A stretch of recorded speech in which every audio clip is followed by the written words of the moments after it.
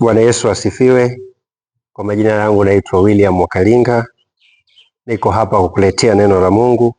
Na siku ya leo tutasoma katika ile Yeremia 33 ule mstari wa 3 unasema hivi, nao nitasoma kwa Kiingereza. Unasema, call to me and I will answer you and I will tell you a great and hidden thing that you have not known.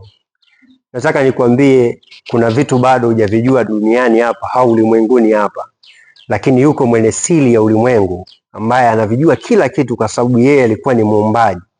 Kabla ya wewe kuumbwa yeye alikuwepo, na kabla ya vitu vyote alikuweko. Huyu anaitwa Yesu Kristo. Amesema tumwite naye ataitika, atatuonyesha mambo makubwa na yaliyofichika ambayo wewe kwa fahamu zako, kwa akili zako hujawahi kuyaona. Lakini wakati huu nakusii ndugu yangu, unaweza ukamuona Bwana katika namna pekee. Ukimwita tu na yeye yuko tayari kuitika. Fungua moyo wako sasa, mkubali Yesu Kristo kama Bwana na Mwokozi wa maisha yako. Ukubali akuonyeshe mambo yaliyo makubwa katika maisha yako. Unaweza ukawa umetembea sehemu nyingi duniani, umeenda nchi nyingi, ukahisi kwamba umeyafahamu mambo yote, lakini nakwambia ukikutana na huyu Yesu utaona maajabu na vitu ambavyo hujawahi kukutana navyo. Nataka nikusimulie katika habari ya mtu mmoja, alikuwa ni mtoza ushuru. Alitoza ushuru, alikuwa na pesa na akafanya ufisadi wa kila namna aliyoweza.